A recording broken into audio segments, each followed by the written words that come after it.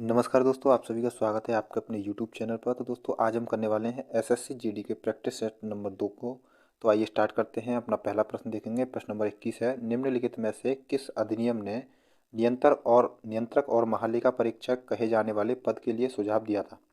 तो दोस्तों option A 1909 act, option B 1919 act, option C 1935 act, option B है 1947 act. तो दोस्तों इसका सही आंसर है ऑप्शन नंबर सी 1935 के एक्ट ने नियंत्रक और महालेखा परीक्षक इसका जो पद है उसके लिए सुझाव दिया था। तो दोस्तों नियंत्रक और महालेखा परीक्षक इसी को सीएजी कहा जाता है, यानी कैग। इसका वर्णन आर्टिकल 148 में भारतीय संविधान में है। और दोस्तों इसका जो नियुक्ति होती है वो राष्ट्रपति के द्वारा की जाती है और इसका कार्यकाल 6 वर्ष या फिर 65 वर्ष की आयु होता है। आगे अगला प्रश्न देखेंगे। प्रश्न नंबर 22 है, श्रृंखलन का गुण में प्रबंध होता है। तो दोस्तों किस में होता है? ऑप्शन ए कार्बन में, ऑप्शन बी सल्फर में, ऑप्शन सी सिलिकॉन में या ऑप्शन डी नाइट्रोजन में। तो दोस्तों श्रृंखलन यानी कि सीरीज बनाने का गुण किस में होता है? तो यह सही आंसर होगा ऑप्शन नंबर ए, कार्बन में सीरीज बनाने का जो गुण होता है वो प्रबंध होता है। यानी दोस्तों कार्बन जो होता है, कार्बन में कैटिनेशन का गुण पाया जाता है जिसकी वजह से लंबी लंबी श्रृंखलाएं बना लेता है। ठीक है दोस्तों, कार्बन में एक गुण होता है, कौन सा? कैटिनेशन। अगला प्रश्न देखेंगे। प्रश्न नंबर 23 है, किस देश ने वस्तु एवं सेवा कर सबसे पहले लागू किया था? Option A France, option B Canada, option C USA, option D Germany.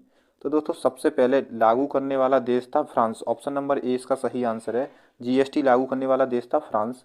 GST इसने सबसे पहले 1954 में फ्रांस ने लागू की थी। और भारत में जो जीएसटी लागू हुआ है, भारत में जीएसटी ये 101वां संविधान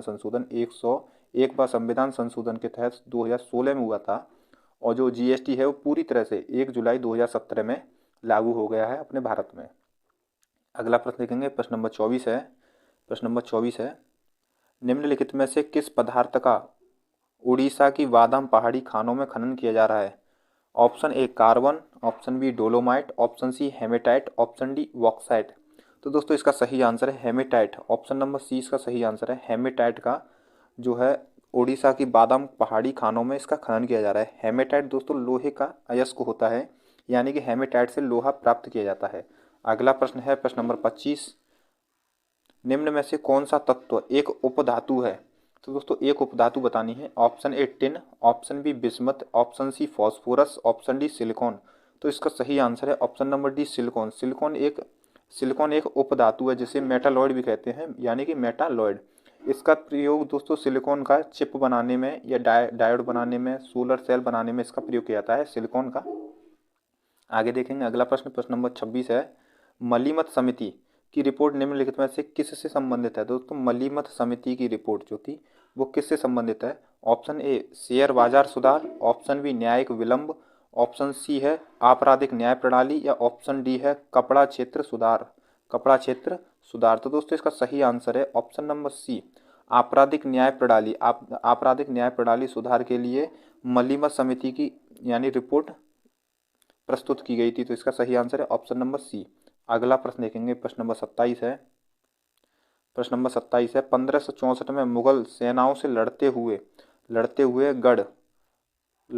गढ़ कंटका का बचाव करने के दौरान किस रानी की मृत्यु हो गई थी? Option A Rani Durgavati, option B Rani Avantibai, option C Rani Rudrambara या ऑप्शन डी है रानी अहिल्याबाई। तो दोस्तों इसका सही आंसर है ऑप्शन नंबर ए इसका सही आंसर है। रानी दुर्गावती की मृत्यु हो गई थी मुगलों के साथ युद्ध करते हुए। दोस्तों रानी दुर्गावती थी जिनके जो शासक थे, राजा थे, वो खत्म होने के बाद इन्होंने अपने पुत्र को, जिनका नाम वीर नारायण था, उनको यानी कि राजा बनाया था और उनकी खुद संरक्षक बनी थी। तो 1564 ईस्वी में मुगलों से लड़ते समय इनकी मृत्यु हो गई थी। अगला प्रश्न देखेंगे। प्रश्न नंबर 28 है, मूसी तथा भीमा किस नदी की सहायक नदियां हैं? तो दोस्तों मूसी तथा भीमा, ऑप्शन ए महानदी की, ऑप्शन बी ब्रह्मपुत्र नदी की, ऑप्शन सी कृष्णा नदी की या ऑप्शन डी कावेरी नदी की। तो दोस्तों इसका सही आंसर है, प्रश्न नंबर 28 का सही आंसर है ऑप्शन नंबर सी कृष्णा नदी की सहायक नदियां हैं भीमा और मूसी नदी। ये दोनों कृष्णा नदी की सहायक नदियां हैं। दोस्तों ये दक्षिण भारत की नदी है कृष्णा नदी। अगला प्रश्न देखेंगे। प्रश्न नंबर 29 है, पेड़ों की प्रसिद्ध प्रजाति सुंदरी में पाए जाते हैं। तो दोस्तों कहाँ पाए जाते हैं पेड़ों की सुंदर ये प्रजाति कौन सी? सुंदरी। ऑप्शन ए उष्ण कटिबंधीय वर्षावन, ऑप्शन बी उष्ण कटिबंधीय पर्णपाती वन या ऑप्शन सी मैंग्रोव वन या ऑप्शन डी हिमालय। तो दोस्तों इसका सही आंसर है ऑप्शन नंबर सी, मैंग्रोव वन। मैंग्रोव वन में पाए जाते हैं सुंदरी वृक्ष, जो कि पश्चिम बंगाल में स्थित है। अगला प्रश्न है प्रश्न नंबर 30, जे थॉमसन को किसकी खोज के लिए भौतिकी में नोबेल पुरस्कार प्राप्त हुआ था? Option A proton, option B positron, option C neutron या ऑप्शन डी इलेक्ट्रॉन। तो दोस्तों इसका सही आंसर है option number D, electron. J Thomson को इलेक्ट्रॉन के लिए 1906 ईस्वी में नोबेल दिया गया था, वो भी फिजिक्स के क्षेत्र में यानी भौतिकी के क्षेत्र में। अगला प्रश्न है प्रश्न नंबर 31 है, यह सिक्किम के लिम्बू समुदाय का पारंपरिक वाद्य यंत्र है। तो दोस्तों कौन सा है? ऑप्शन ए चुतके, ऑप्शन बी नोमाती, ऑप्शन सी छयाप ब्रुंग या ऑप्शन डी ज्यूरिम सिली। तो दोस्तों इसका सही आंसर है छयाप ब्रुंग। इसका सही आंसर है ऑप्शन नंबर सी, छयाप ब्रुंग। यह सिक्किम के लिम्बू समुदाय का एक पारंपरिक वाद्य यंत्र है। अगला प्रश्न देखेंगे प्रश्न नंबर 32 है, उस दर्रे का नाम बताएं जिसे उत्तराखंड में तीर्थ यात्रियों द्वारा कैलाश मानसरोवर या यात्रा के लिए प्रयोग किया जाता है। Option A Pensila, option B Khardungla, option C Banihal दर्रा या ऑप्शन डी लिपुलेख दर्रा। तो दोस्तों इसका सही आंसर है ऑप्शन नंबर डी, लिपुलेख दर्रा। उत्तराखंड में तीर्थयात्री जो है कैलाश मानसरोवर की यात्रा के लिए लिपुलेख दर्रे का प्रयोग करते हैं। इसका सही आंसर है ऑप्शन नंबर डी। अगला प्रश्न देखेंगे प्रश्न नंबर 33 है, निम्नलिखित में से कौन सा राजशाही राज्यों में से एक नहीं है जो कि 7वीं और 6ठी सदी के शुरू में ईसा पूर्व भारत में मौजूद है? Option A Magadh, option B Vaishali, option C Avanti, option D Kaushal. तो दोस्तों इसमें पूछा गया है कौन सा नहीं है, यानी कि ऑप्शन इसका सही आंसर होगा, इसका सही आंसर है ऑप्शन नंबर बी वैशाली। इसका सही आंसर है, ये नहीं था उस समय। ऑप्शन बी इसका सही आंसर है। अगला प्रश्न देखेंगे प्रश्न नंबर 34 है, निम्नलिखित में से कौन इंटरनेट का अग्रदूत था? ऑप्शन ए एपनेट, ऑप्शन बी एनेट, option C ARPANET, option D पेनेट। तो दोस्तों इंटरनेट का अग्रदूत माना जाता है एप्रानेट को। ऑप्शन नंबर सी इसका सही आंसर है। इसकी फुल फॉर्म है advance research project agency network. इसका सही आंसर होगा ऑप्शन नंबर सी। अगला प्रश्न देखेंगे प्रश्न नंबर 35 है, भारत में प्रोजेक्ट टाइगर किस वर्ष में शुरू किया गया था? Option A 1982, option B 1992, option C 1979, option D 1973। तो दोस्तों इसका सही आंसर है, जो टाइगर प्रोजेक्ट शुरू किया गया था वो 1973 में शुरू किया गया था। ऑप्शन नंबर डी इसका सही आंसर है।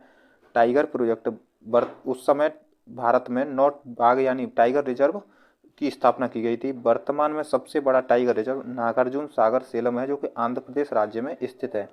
अगला प्रश्न देखेंगे प्रश्न नंबर 36 है, कौन सी कंपनी भारतीय गैस एक्सचेंज पर घरेलू गैस का व्यापार करने वाली भारत की पहली कंपनी बन गई है? Option A Indian Oil Corporation Limited यानी IOCL, ऑप्शन बी है भारतीय गैस प्राधिकरण GAIL, option C Bharat petroleum BP, option D है तेल और प्राकृतिक गैस निगम लिमिटेड ONGC। तो इसका सही आंसर है ऑप्शन नंबर डी, तेल और प्राकृतिक गैस निगम यानी लिमिटेड। ऑप्शन नंबर डी इसका सही आंसर है। अगला प्रश्न देखेंगे प्रश्न नंबर 37 है, नंदा देवी पर्वत चोटी किस राज्य में स्थित है? Option A Sikkim, option B Jammu Kashmir, option C Uttarakhand, option D Assam. तो दोस्तों नंदा देवी पर्वत चोटी उत्तराखंड राज्य में स्थित है। ऑप्शन नंबर सी इसका सही आंसर होगा, ऑप्शन नंबर सी।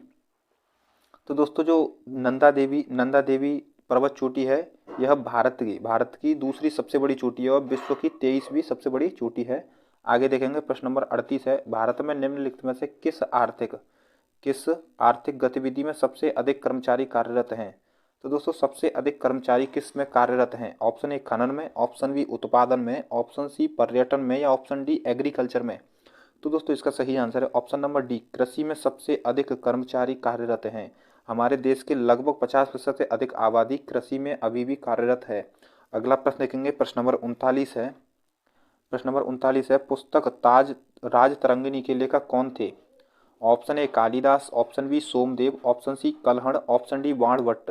तो दोस्तों इसका सही आंसर है ऑप्शन नंबर सी, कल्हड़ के द्वारा लिखी गई थी राज तरंगिणी दोस्तों संस्कृत में लिखी हुई भारत की पहली ऐतिहासिक ग्रंथ है, जो कल्हड़ के द्वारा लिखी हुई है। अगला प्रश्न देखेंगे प्रश्न नंबर 40 है, अगले 3 वर्षों की अवधि में कितनी नई पीढ़ी की वंदे भारत ट्रेन चलाई जाएंगी?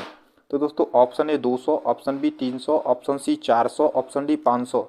तो इसका सही आंसर है ऑप्शन नंबर सी, अगले 3 वर्षों में वंदे भारत ट्रेन लगभग 400 चलाई जाएंगी। Option number. अगला भाग है सामान्य हिंदी का। इसमें प्रश्न देखेंगे प्रश्न नंबर 61 है, आगत का विलोम शब्द क्या होगा? ऑप्शन ए अनागत, ऑप्शन बी विगत, ऑप्शन सी स्वागत, ऑप्शन डी विरत। तो दोस्तों आगत शब्द का विलोम शब्द होता है, इसका सही आंसर है ऑप्शन नंबर ए अनागत होता है। आगत का विलोम होता है अनागत। अगला प्रश्न है घोड़े बेचकर सोना मुहावरे का क्या अर्थ है? ऑप्शन ए खूब सोना, ऑप्शन बी नींद न आना, ऑप्शन सी जिम्मेदारी कम होना या ऑप्शन डी बेफिक्र सोना। तो दोस्तों घोड़े बेचकर सोना, इसका सही अर्थ है ऑप्शन नंबर डी बेफिक्र सोना, यानी बेफिक्र होकर सोना। अगला प्रश्न है प्रश्न नंबर 63। दिए गए वाक्यांश के लिए एक शब्द क्या होगा? जो पहले कभी नहीं हुआ हो उसको क्या कहेंगे? जो पहले कभी नहीं हुआ हो। ऑप्शन ए अभूतपूर्व, ऑप्शन बी स्थायी, ऑप्शन सी दुर्गम, ऑप्शन डी सर्वज्ञ। तो दोस्तों इसका सही आंसर है ऑप्शन नंबर ए अभूतपूर्व। इसका सही आंसर है अभूतपूर्व। जो पहले कभी नहीं हुआ हो उसको बोलते हैं अभूतपूर्व। और दोस्तों जहाँ जाना कठिन हो उसको बोलेंगे दुर्गम, और जहाँ हर जगह प्राप्त हो उसको बोलेंगे सर्वज्ञ। ठीक है दोस्तों, अगला प्रश्न देखेंगे प्रश्न नंबर 64 है पत्थर का समानार्थी शब्द क्या होगा? ऑप्शन ए धरा, ऑप्शन बी कुंजर, ऑप्शन सी पाषाण, ऑप्शन डी मनोज। तो दोस्तों पत्थर का समानार्थी शब्द होता है पाषाण। ऑप्शन नंबर सी इसका सही आंसर है, पाषाण होता है पत्थर का समानार्थी शब्द। इसीलिए दोस्तों जो पुराना जो इतिहास है उसमें पाषाण युग होता था, जिसमें पत्थरों की वजह से उसका नाम पाषाण युग रखा गया था। आगे देखेंगे अगला प्रश्न है 65। निम्नलिखित में से कौन सा शब्द शुद्ध है? तो दोस्तों हमें यहाँ उन्नति शब्द का शुद्ध वर्तनी बतानी है। ऑप्शन ए उन्नति, इसमें सही आंसर है ऑप्शन नंबर बी। उन्नति इस तरह से लिखी जाती है तो शुद्ध वर्तनी है ऑप्शन नंबर बी। अगला प्रश्न देखेंगे प्रश्न नंबर 66 है रिक्त स्थान के लिए उपयुक्त शब्द का चयन करें। तो सत्य बोलने वाले का सभी क्या करते हैं दोस्तों? ऑप्शन ए अपमान, ऑप्शन बी सम्मान, ऑप्शन सी ईमान या ऑप्शन डी गुमनाम। तो दोस्तों इसका सही आंसर है ऑप्शन नंबर बी। सत्य बोलने वाले का सभी सम्मान करते हैं, इसका सही आंसर है ऑप्शन नंबर बी। अगला प्रश्न देखेंगे प्रश्न नंबर 67 है दिए गए वाक्यांश के किस भाग में त्रुटि है? तो दोस्तों यहाँ त्रुटि बतानी है। भारत में पेट्रोल की कीमत तेजी से चढ़ रही है। तो दोस्तों किस भाग में त्रुटि है? इसका सही आंसर होगा ऑप्शन नंबर डी भाग में त्रुटि है। तो दोस्तों भारत में पेट्रोल की कीमत तेजी से चढ़ नहीं बढ़ रही है, तो यहाँ सही होता बढ़ रही है, इसका सही आंसर है ऑप्शन नंबर डी। अगला प्रश्न देखेंगे प्रश्न नंबर 68 है खाली स्थान में उचित शब्द लिखें। तो दोस्तों यहाँ खाली स्थान बनना है। उस देखते हैं उसका गाना सब खुश हो गए क्या करके? दोस्तों ऑप्शन ए सोकर सब खुश हो गए, ऑप्शन बी सुनकर सब खुश हो गए या ऑप्शन सी देखकर सब खुश हो गए या ऑप्शन डी है लिखकर सब खुश हो गए। तो दोस्तों उसका गाना, इसका सही आंसर होगा ऑप्शन नंबर डी बी। इसका सही आंसर सुनकर सब खुश हो गए। अगला प्रश्न है प्रश्न नंबर 69। निम्न में से वर्तनी की दृष्टि से कौन सा शब्द शुद्ध है? तो दोस्तों हमें सांसारिक शब्द की शुद्ध वर्तनी बतानी है, तो इसका सही आंसर है ऑप्शन नंबर सी। इसका सही आंसर है सांसारिक, इस तरह से लिखा जाता है सांसारिक। अगला प्रश्न देखेंगे प्रश्न नंबर 70 है दिए गए वाक्य में रेखांकित खंड को प्रतिस्थापित करने के लिए सबसे उपयुक्त शब्द का चयन करें। तो दोस्तों रेखांकित शब्द के स्थान पर हमें कोई शब्द दूसरा लगाना है। तो रोहन पुस्तक ने पढ़कर घर गया। तो दोस्तों रोहन पुस्तक मैं पढ़कर घर गया या ऑप्शन बी को पढ़कर घर गया, ऑप्शन सी से पढ़कर घर गया या ऑप्शन डी द्वारा पढ़कर घर गया। तो दोस्तों रोहन पुस्तक को पढ़कर घर गया, ऑप्शन नंबर बी इसका सही आंसर होगा, रोहन पुस्तक को पढ़कर। अगला प्रश्न है प्रश्न नंबर 71। अक्ल का दुश्मन होना मुहावरे का क्या अर्थ है? अक्ल का दुश्मन होना, ऑप्शन ए क्रोधी होना, ऑप्शन बी मूर्ख होना, ऑप्शन सी बुद्धिमान होना या ऑप्शन डी ज्ञानी होना। तो दोस्तों अक्ल का दुश्मन होना, इसका सही अर्थ है मूर्ख होना, ऑप्शन नंबर बी इसका सही आंसर है मूर्ख होना, अक्ल का दुश्मन। अगला प्रश्न देखेंगे प्रश्न नंबर 72 है रिक्त स्थान में उचित शब्द का प्रयोग करें। तो दोस्तों मैंने उसे पर वह नहीं माना, क्या किया मैंने? ऑप्शन ए मैंने उसे फुसलाया, ऑप्शन बी मैंने उसे समझाया, ऑप्शन सी बहलाया या ऑप्शन डी नहलाया। तो दोस्तों इसका सही आंसर है ऑप्शन नंबर बी मैंने उसे समझाया पर वह नहीं माना, ऑप्शन नंबर बी इसका सही आंसर है। अगला प्रश्न है प्रश्न नंबर 73। निम्न में से शुद्ध शब्द है। तो दोस्तों हमें यहाँ शुद्ध वर्तनी बतानी है ईर्ष्या की, तो इसका सही आंसर देखें कौन सा होगा। इसका सही आंसर है ऑप्शन नंबर ए ईर्ष्या, इस तरह से लिखा जाता है तो शुद्ध वर्तनी ऑप्शन नंबर ए इसका सही आंसर है। अगला प्रश्न देखेंगे प्रश्न नंबर 74 है दिए गए वाक्य में रेखांकित शब्द को प्रतिस्थापित करने के लिए उपयुक्त शब्द का चयन करें।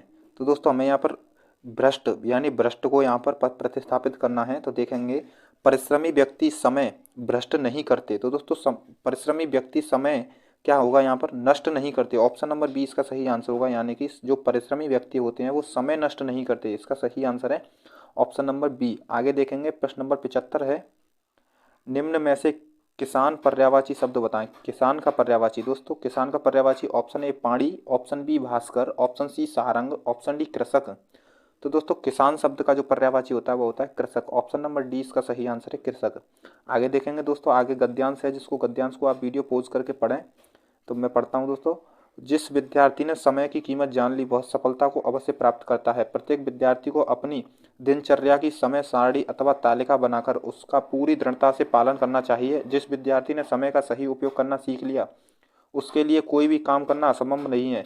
कुछ लोग ऐसे भी हैं जो कोई काम पूरा न होने पर समय की दुहाई देते हैं। वास्तव में सच्चाई इसके विपरीत होती है। अपनी अकर्मण्यता और आलस को वे समय की कमी के बहाने छिपाते हैं, और कुछ लोगों को अकर्मण्य रहकर निठल्ले समय बिताना अच्छा लगता है। ऐसे लोग केवल बातूनी होते हैं। दुनिया के सफलतम व्यक्तियों ने सदैव कार्य व्यवस्था में जीवन बिताया है। उनकी सफलता का रहस्य समय का सदुपयोग रहा है। दुनिया में अथवा प्रकृति में हर वस्तु का समय निश्चित है। समय बीत जाने के बाद कार्य फलप्रद नहीं होता है। तो इसमें पहला प्रश्न देखेंगे, विद्यार्थी को सफलता प्राप्त करने के लिए आवश्यक है। तो देखेंगे इसमें ऑप्शन देखेंगे। ऑप्शन ए समय की दुहाई देना, ऑप्शन बी समय की कीमत समझना, ऑप्शन सी समय पर काम करना, या ऑप्शन डी दृढ़ विश्वास बनाए रखना। तो दोस्तों इसका सही आंसर होगा, जो विद्यार्थी है उसको समय की कीमत समझना चाहिए। ऑप्शन नंबर 20 का सही आंसर है, उसे समय की कीमत समझना चाहिए। अगला प्रश्न देखेंगे, प्रश्न नंबर 77 है, कुछ लोग समय की कीमत के बहाने क्या छुपाते हैं। ऑप्शन ए अपनी अकर्मण्यता और आलस, ऑप्शन बी अपना निठल्लापन, ऑप्शन सी अपनी विभिन्न कमियां, ऑप्शन डी अपना बातूनीपन। तो दोस्तों कुछ लोग समय की कमी के बहाने क्या छुपाते हैं, अपनी अकर्मण्यता और आलस को छिपाते हैं। इसका सही आंसर है ऑप्शन नंबर ए। अगला प्रश्न है प्रश्न नंबर 78, दुनिया के सफलतम व्यक्तियों की सफलता का रहस्य क्या है। ऑप्शन ए समय का पालन, ऑप्शन बी समय का प्रयोग, ऑप्शन सी समय की कीमत, ऑप्शन डी है समय का सदुपयोग। तो दोस्तों दुनिया के सफलतम व्यक्तियों की सफलता का रहस्य है समय का सदुपयोग। ऑप्शन नंबर डी इसका सही आंसर है। अगला प्रश्न है प्रश्न नंबर 79, कार्य किस स्थिति में फलप्रद नहीं होता। ऑप्शन ए समय न आने पर, ऑप्शन बी समय कम होने पर, या ऑप्शन सी समय बीत जाने पर, या ऑप्शन डी समय अधिक होने पर।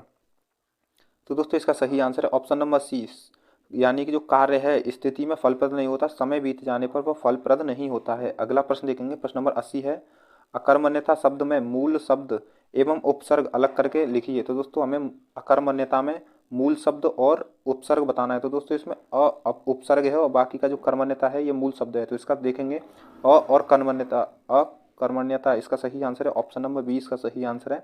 तो दोस्तों हमारा दूसरा प्रैक्टिस सेट यहीं समाप्त होता है। मिलेंगे अगले प्रैक्टिस सेट में।